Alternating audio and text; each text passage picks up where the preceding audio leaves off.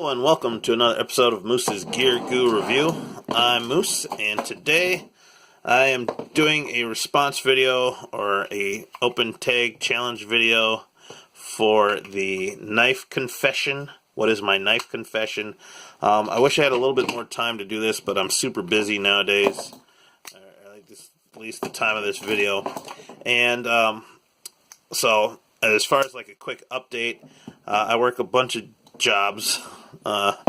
One main job and a couple other small short jobs. I work at a butcher shop. I work at a school. YouTube's kind of a job when I can do it. And then on top of that, I volunteer once a week as a dance instructor, and then I usually teach dance, and I have a big dance gig coming up. So surprisingly, yes, I like knives and camping and survival and Bigfoot, but I'm actually a pretty suave dancer, and maybe I'll include a link to one of my dance videos below. But anyways, it's such a weird life I live. Anyways, my knife confession, I believe this was an open tag either from Slicey Dicey or JT's Knife Life, or whoever. I'll find whoever it was, and I'll link it in the description down below. Plus, go check out Slicey Dicey and JT's Knife Life, because they're both great channels anyways. But I'll link it down below. And basically, my knife confession is,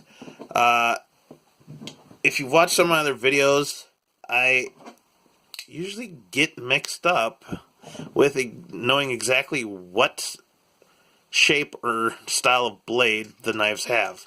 So, for instance, it's both the blade shape and then the grind. Sometimes they just get really kind of confusing, and I don't know exactly what to call them. So, I know, like, leaf style blade shape, we have, kind of a clip point, regular shape. We have a sheep's foot. There's a ton of different, spear point. I don't know. So, the shape is a little bit easier sometimes. But the grinds are kind of confusing. So, as far as I know it, I get confused sometimes because sometimes it's kind of a combo. So, a flat grind starts from the spine and goes all the way down. It's not a true flat grind because there's a secondary bevel. A true flat grind would go to 0. But then, like, this is a flat ground blade. But at the same time, because it has the flat of the tang there, it is called a saber grind. But then this is a hollow grind, I think, because it's hollow ground, but then there's still a flat there, so does that make it a hollow saber grind? So that's where I get kind of confused. So I don't really know. Is it a hollow saber grind? Is it a hollow flat grind? Or no, you can't have a hollow flat grind. Is it a... Oh my gosh, it's so confusing sometimes. So that's my knife confession. Sometimes I don't really know what the heck we're talking about when it comes to blade shapes. Saber grind, flat grind, hollow grind, whatever. So there you have it.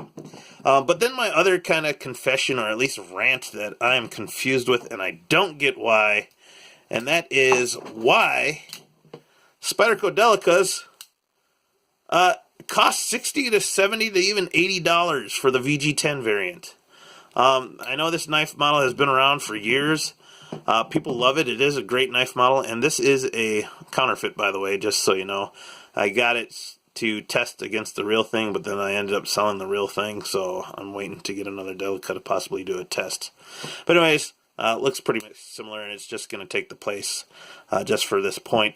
But VG10, been around a while. With Cedric and Ada, Pete, he did cut tests and found that BD1 blade steel actually outperforms the VG10, at least with his testing. But yet BD1 is much cheaper. And with the Spyderco Cat here, it's around a $50 knife. G10 handle scales, stainless steel liners, wire pocket clip. Like, it's a really nice knife.